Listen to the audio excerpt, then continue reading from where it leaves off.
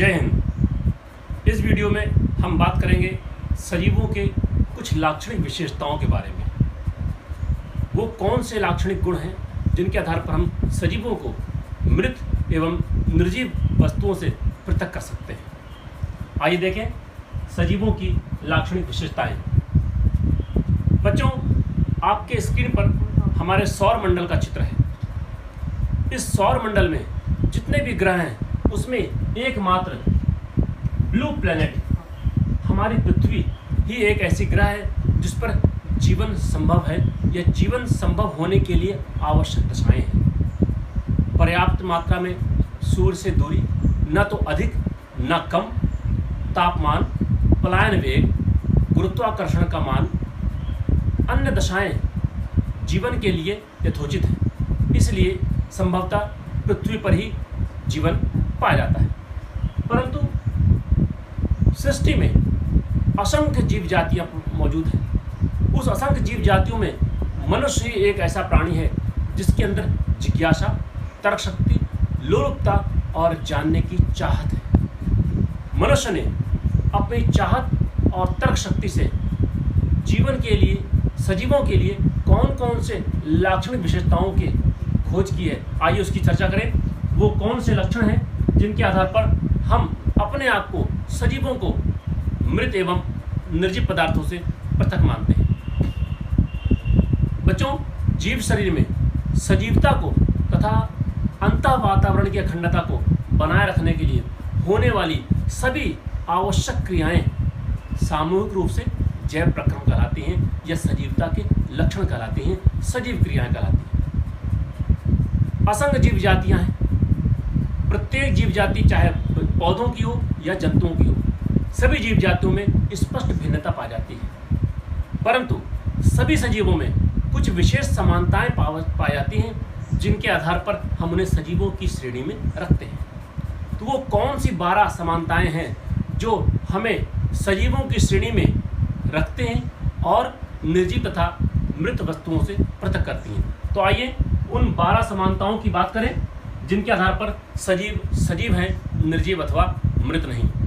बच्चों, आपकी स्क्रीन पर 12 समानताएं उल्लेखित हैं, आप देख सकते हैं। जीव द्रव्य या कोशिकीय स्तर का शारीरिक संगठन, गमन एवं गतियां, लोकोमोशन एंड मूवमेंट, पोषण, न्यूट्रिशन, प्रजनन, रिप्रोडक्शन, श्वसन, रेस्पिरेशन, उत्सर्जन अर्थात एक्सक्रीशन, संवेदनशीलता, सेंसिटिविटी, वृद्धि एवं विकास, ग्रोथ एंड डेवलपमेंट, उत्परिवर्तन, म्यूटेशन, रोग एवं स्वस्थ होने की क्षमता, डिजीज एंड हेल्दी स्टेटस, आनुवंशिकी तथा विकास, हेरिडिटी एंड इनहेरिटेंस, और अंतिम में 12वीं समानता, 12वीं लाक्षणिक विशेषता है अंतः वातावरण की अखंडता यानी होम्योस्टेसिस। ये वो 12 समानताएं हैं जो सभी सजीवों में पाई जाती हैं, वो प्रोकैरियोटिक हो या यूकैरियोटिक हो, वो पादप किंगडम के हो या एनिमलिया के हो। ये वो समानताएं हैं जो निर्जीवों एवं मृत पदार्थों में नहीं पाई जाती। तो आइए एक एक समानता की हम चर्चा करें। पहली और मूलभूत समानता सजीवों की और निर्जीवों से भिन्नता वह यह है, प्रत्येक सजीव का शरीर जीवद्रव्य अथवा कोशिकीय स्तर के शारीरिक संगठन वाला होना चाहिए। अर्थात उनके शरीर में जीवद्रव्य की उपस्थिति आवश्यक रूप से पाया जाना चाहिए तथा उनका शरीर एक अथवा अनेकों कोशिकाओं से मिलकर बना होना चाहिए। वो कोशिकाएं प्रोकैरियोटिक भी हो सकती हैं, यूकैरियोटिक भी हो सकती हैं, परंतु कोशिकाओं का उपस्थित होना आवश्यक है। बच्चों, माइकोप्लाज्मा गैलीसेप्टिकम अब तक ज्ञात सबसे छोटी कोशिका है। उसमें जीवद्रव्य मात्र ही होता है, स्पष्ट रूप से कोशिका नहीं पाई जाती, परंतु जीवद्रव्य की उपस्थिति उसमें भी होती है। तो देखें कौन कौन से एक कोश के उदाहरण आपकी स्क्रीन पर है। आप देख रहे हैं ये पैरामीशियम एक कोश की जीव है, संघ प्रोटोजोआ।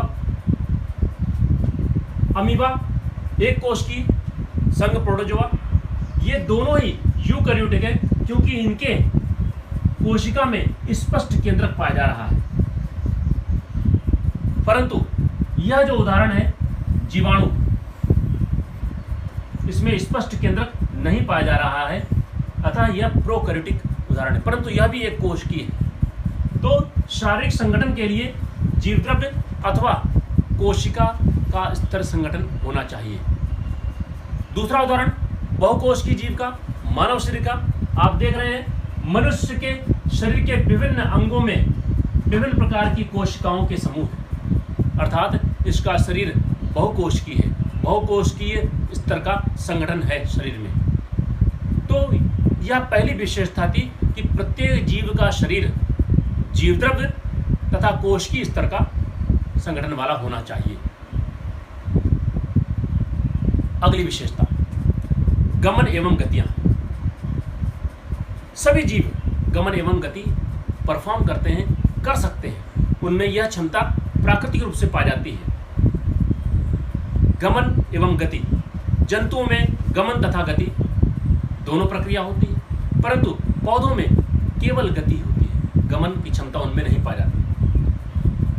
गमन और गति में क्या मूलभूत अंतर है, हम उसकी चर्चा करें और स्वतः ये समझ जाएंगे कि यह गमन की क्रिया जंतुओं में संभव है, पौधों में नहीं, क्योंकि गमन के लिए विशेष प्रकार के गमनांग की आवश्यकता होती है। कुछ जंतु ऐसे भी हैं जो बिना विशेष गमनांग के भी गमन कर लेते हैं, परंतु यह क्षमता पौधों में नहीं पाई जाती। आइए देखें गमन। जैसे कि मैं यहां पर खड़ा हूं और अपने पूरे शरीर को लेकर इस स्थान तक आ गया, तो यह मैंने गमन किया। जब जंतु अपने शरीर के सभी अंगों और उपांगों सहित एक स्थान से दूसरे स्थान तक विस्थापित हो जाते हैं, तो यह क्रिया गमन कहलाती है। देखें, जैसे दौड़ना, चलना, तैरना, उड़ना अथवा रेंगना। आपकी स्क्रीन पर दो चित्र दिखाई दे रहे हैं। चतुष्पादा 4 फुटेड एनिमल, 4 पैरों की सहायता से वो चल रहा है अथवा दौड़ रहा है। दूसरा उदाहरण द्विपदचारी, बाइपोडल लोकोमोशन इन ह्यूमन बीइंग, मनुष्य में द्विपदचारिता पाई जाती है। अतः गमन की इस प्रक्रिया में पाद का होना आवश्यक है और पाद महत्वपूर्ण गमनांग की भांति कार्य करते हैं, लोकोमोटरी ऑर्गन की भांति कार्य करते हैं। तो यह चलने एवं दौड़ने का उदाहरण है जिसके लिए पाद का होना आवश्यक है। लेकिन आपकी स्क्रीन पर एक अन्य उदाहरण है चमगादड़ का। बच्चों, जो गमनांग किसी एक जीव में गमन में सहायक होते हैं, वही गमनांग अन्य जीव में भी गमन में सहायक हो, यह आवश्यक नहीं होता। जैसे कि अभी हमने देखा, मनुष्य तथा उस चतुष्पादा जीव में के लिए अंग थे, वो थे पाद और वो गमन में सहायक थे। परंतु इस चित्र में आप देख रहे हैं यह उड़ता हुआ चमगादड़, इसमें पाद पाया जा रहा है, परंतु क्या इस पाद का, इस पैर का इस्तेमाल यह गमन में कर रहा है? नहीं, यह गमन में अपने पंखों की सहायता ले रहा है। तो पंख भी इनमें गमनांग की भांति कार्य करते हैं, सहायक अंग की भांति कार्य करते हैं। परंतु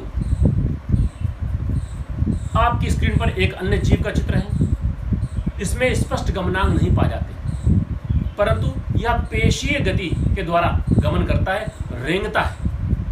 जैसे मछलियां चप्पू की सहायता से तैरती हैं, पक्षी अथवा चमगादड़ पंखों की सहायता से उड़ते हैं, मनुष्य तथा अन्य चतुष्पादा जीव पैरों की सहायता से चलते हैं, उसी प्रकार सर्प रेंगते हैं। तो आइए देखें, सर्पों में रेंगने की प्रक्रिया बिना स्पष्ट गमनांग के कैसे होती है। बच्चों, YouTube की सहायता से आपको इसका एक उदाहरण प्रस्तुत किया जा रहा है, आप देख सकते हैं।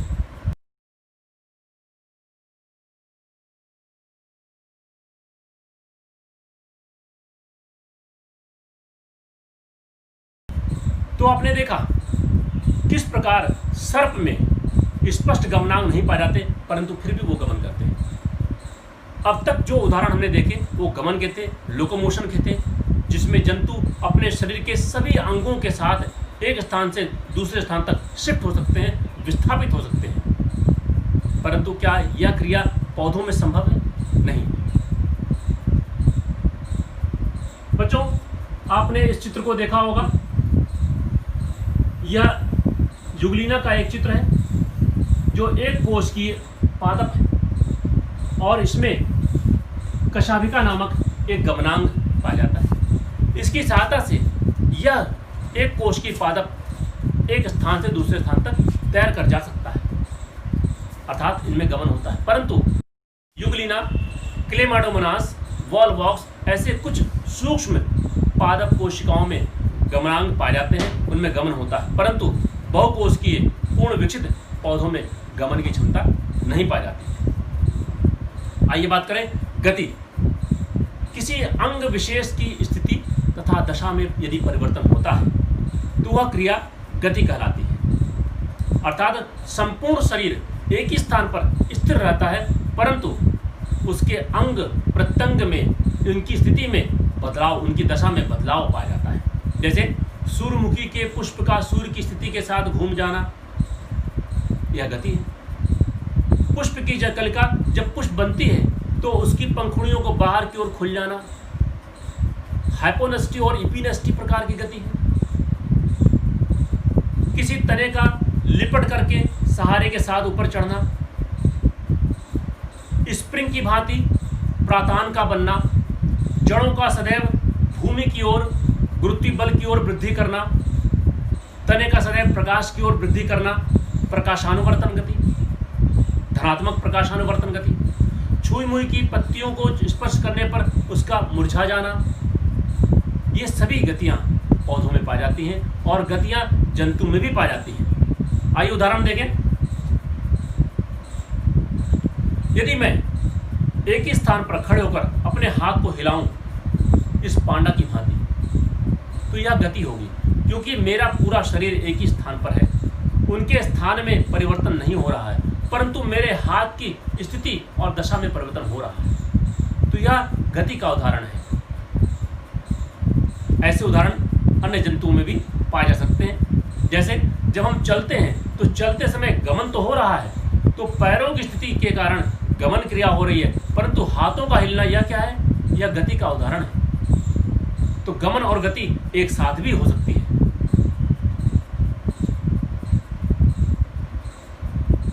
युगलिना, क्लेमाइडोमोनास, वॉलवॉक्स जैसे कुछ सूक्ष्म जीवी पौधों में गमन की प्रक्रिया हो सकती है, परंतु बड़े विशालकाय बहुकोशिकीय पौधों में गमन नहीं होता।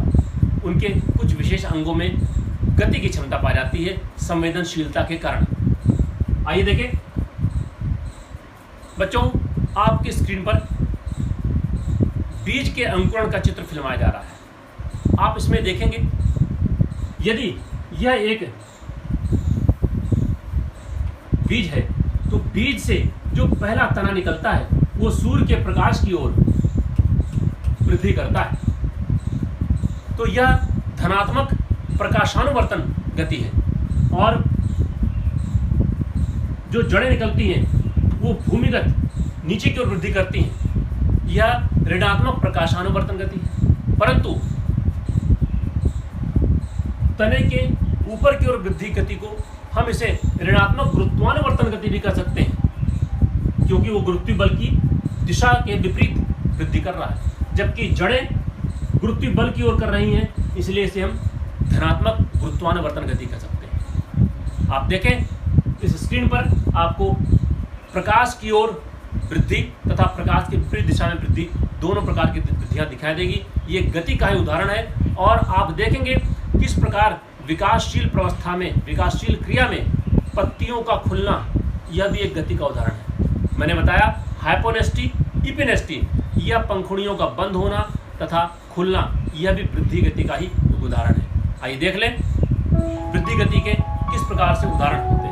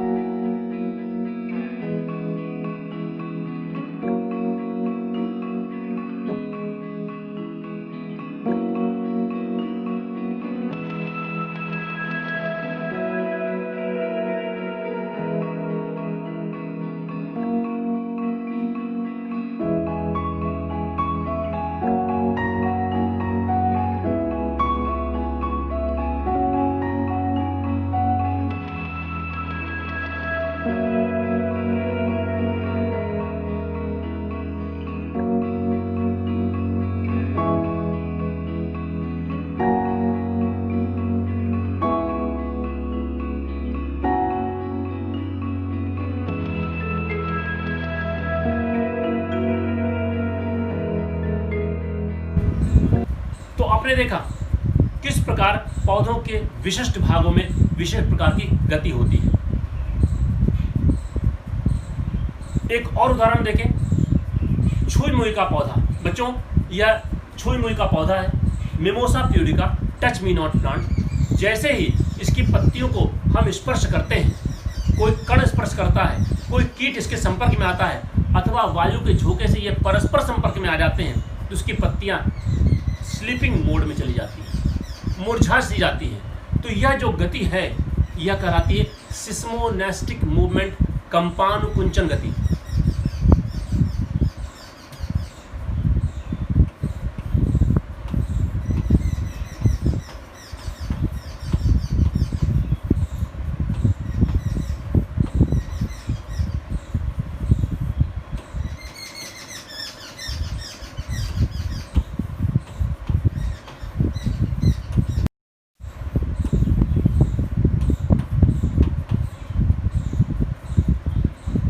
देखें सिस्मोनेस्टिक मूवमेंट छुई मुई के पौधे में कैसे होता है। बच्चों, आज हम देखेंगे सिस्मोनेस्टिक मूवमेंट या कंपानुकुंचन गति का सजीव प्रदर्शन, लाइव डेमोन्स्ट्रेशन।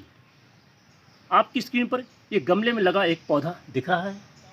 यह टच मी नॉट प्लांट या छुई मुई का पौधा है, जिसका वैज्ञानिक नाम मिमोसा प्यूडिका है। इसकी पत्तियों में विशेष प्रकार की क्षमता पाई जाती है, जिसके आधार पर ये सिस्मोनेस्टिक मूवमेंट, कंपानुकुंचन गति का प्रदर्शन करता है। बच्चों, इसकी पत्ती, पत्रक, लीफलेट को जैसे ही कोई कण, कोई कीट अथवा किसी प्रकार के स्पर्श का उद्दीपन प्राप्त होता है, कॉन्टैक्ट या टच का स्टिमुलस प्राप्त होता है, इसकी पत्तियां स्लीपिंग मूवमेंट करती हैं, इस तरह मुरझा जाती हैं। और यह मूवमेंट, यह जो गति है, कंपानुकुंचन गति कहलाती है। जीव द्रव में विशेष प्रकार की क्षमता के कारण यह गति होती है। तो आइए देखें touch me not plant mimosa pudica के द्वारा सिस्मोनेस्टिक मूवमेंट, कंपानुकुंचन गति का प्रदर्शन, लाइव डेमोन्स्ट्रेशन। देखिए, जैसे ही मैंने इस पत्ती को स्पर्श किया, इसकी पत्तियां कंपानुकुंचन गति परफॉर्म करती हैं। आप देख रहे हैं, आपने देखा इसकी पत्तियां स्लीपिंग मूवमेंट में चली जाती हैं। यह मूवमेंट, स्पर्श, वायु के झोंके, किसी कीट के संपर्क अथवा आपस में भी संपर्क आने के परफॉर्म के द्वारा भी हो सकती है। आप देख सकते हैं live demonstration of seismonastic movement performed by mimosa pudica leaf. जय हिंद। तो आपने देखा कि पौधों में गतियां तो होती हैं, परंतु गमन नहीं होता, जबकि जंतु में गति एवं गमन दोनों होते हैं। गमन एवं गतियों का पाया जाना भी एक सजीवों का लाक्षणिक गुण है, जो निर्जीवों अथवा मृत में नहीं होता।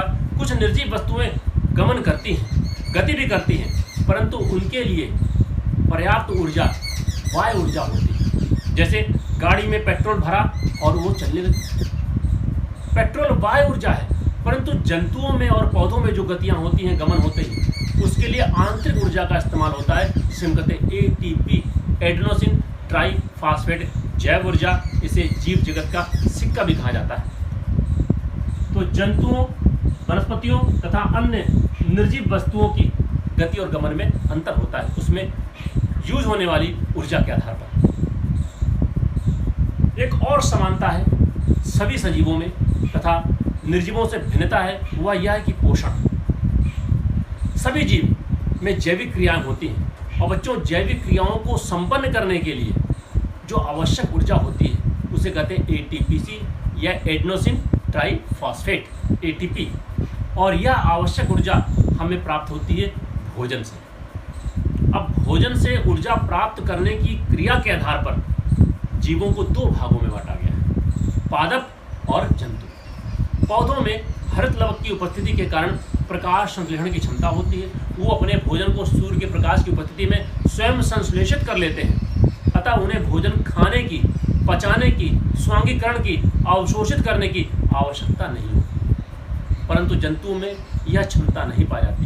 वे अपने भोजन के लिए प्रत्यक्ष अथवा अप्रत्यक्ष रूप से पौधों पर ही निर्भर होते हैं। मांसाहारी जीव अन्य जंतुओं को खाते हैं, वे जंतु अन्य जंतुओं को खाते हैं, लेकिन अंततः वह जंतु पौधों को ही खाते हैं। घास को खाया खरगोश ने, खरगोश को खा लिया सांप ने, सांप को खा लिया मोर ने। यह जो श्रृंखला है वह बताती है कि अंततोगत्वा सभी प्रकार के जंतु अपने भोजन के स्रोत के लिए पौधों पर ही निर्भर होते हैं। तो भोजन के आधार पर दो प्रकार के जंतु हो गए, जीव हो गए, परपोषी और स्वपोषी। स्वपोषी हो अथवा परपोषी हो, परंतु सभी में पोषण की प्रक्रिया होती है। तो पौधों में तो ये जान लिया कि वो अपना भोजन स्वयं संश्लेषित कर लेते हैं, परंतु जंतु भोजन ग्रहण करते हैं, भोजन को पचाते हैं, उसे अवशोषित करते हैं और उसे स्वांगीकृत करते हैं। हम मनुष्यों का उदाहरण लेके चले। मनुष्य के भोजन में क्या क्या चीजें हम लोग इस्तेमाल करते हैं, आप देख रहे हैं आपकी स्क्रीन पर विभिन्न प्रकार के अनाज, सब्जियां, फल, मसाले, तमाम चीजें, ये सभी हमें पौधों से ही प्राप्त होती हैं। भोजन क्या है? ऐसा नहीं है कि जो भी चीजें खाई जाती हैं वह भोजन है, क्योंकि बच्चे मिट्टी भी खा लेते हैं, तो क्या वो भोजन है? ऐसा भी नहीं है कि जिससे हमें ऊर्जा प्राप्त होती हो वह भोजन है। यदि हम ग्लूकोज ही पी लें, ग्लूकोज ऊर्जादायक होता है, परंतु क्या ग्लूकोज को पी करके हम अधिक समय तक जीवित रह सकते हैं? वह भी भोजन नहीं है। भोजन है क्या? विभिन्न प्रकार के रासायनिक, कार्बनिक एवं अकार्बनिक यौगिकों का एक ऐसा रासायनिक मिश्रण जिसमें कार्बोहाइड्रेट, वसा, प्रोटीन, विटामिन, न्यूक्लिक अम्ल, खनिज लवण एवं जल, ये 7 अवयव निश्चित समान अनुपात में पाए जाने चाहिए। आवश्यक तत्व उसमें उपस्थित होने चाहिए, निश्चित अनुपात में पाए जाने चाहिए, तब वह मिश्रण भोजन कहलाएगा। जब इसे जंतु अथवा मनुष्य अथवा हम ग्रहण करेंगे तो यह इंजेशन, भोजन का इंटेक ऑफ फूड हमने ग्रहण कर लिया। फिर बताया डाइजेशन, और जो भाग नहीं पच पाया वो उसे निष्कासित कर दिया, इजेशन। पचे हुए भाग को शरीर में अवशोषित किया, शरीर में स्वांगीकृत हो गया, एसिमिलेट हो गया, और तत्पश्चात उसके ग्लूकोज वाले खंड को विखंडित करके ऊर्जा प्राप्त कर ली। यह है पोषण की प्रक्रिया। यह सभी जीवों में आवश्यक रूप से पाई जाती है, परंतु निर्जीवों और मृत में अनुपस्थित होती है। भोजन के अवयव, भोजन के अवयव की बात करें, जैसा कि मैंने पहले बताया, भोजन में 7 अवयव होते हैं। उन अवयवों को उनकी प्रकृति तथा कार्य के आधार पर 4 वर्गों में वर्गीकृत किया जा सकता है। ऊर्जा देने वाले अवयव कार्बोहाइड्रेट तथा वसा, वृद्धि पदार्थ अवयव प्रोटीन, विभिन्न प्रकार के हार्मोन और एंजाइम जो होते हैं प्रोटीन के बने होते हैं। नियामक अवयव, नियंत्रण करने वाले अवयव, इसमें खनिज लवण, जल, विटामिन तथा प्रोटीन भी आते हैं, क्योंकि विटामिन हमारे शरीर की वृद्धि दर, तमाम अन्य क्रियाओं को नियंत्रित करते हैं। विभिन्न प्रकार के हार्मोन तथा एंजाइम जैव रासायनिक क्रिया की दर को नियंत्रित करते हैं, और सभी एंजाइम तथा अनेकों हार्मोन प्रोटीन से ही बने होते हैं। तो नियामक पदार्थ में प्रोटीन को भी निहित किया गया है। चौथा वर्ग है आनुवंशिक। नियामक वर्ग के बाद चौथा वर्ग आनुवंशिक, अर्थात न्यूक्लिक अम्ल, जो आनुवंशिक पदार्थ है, पैतृक लक्षणों की संतानों में पीढ़ी दर पीढ़ी वंशागति का कार्य करता है, नियंत्रण करता है, जिसे हम डीएनए और आरएनए के नाम से जानते हैं। तो भोजन के ये 4 प्रमुख समूह हैं। मनुष्यों में भोजन पाचन के लिए विशेष प्रकार का अंग तंत्र होता है, जिसे हम कहते हैं पाचन तंत्र। पाचन तंत्र अर्थात आहार नाल, आहार नाल के विभिन्न भागों में भोजन के भिन्न भिन्न अंशों का पाचन होता है। आप देख सकते हैं भोजन के पाचन की प्रक्रिया में अनेकों प्रक्रियाएं होती हैं, जो आहार नाल के भिन्न भिन्न भागों में होती है।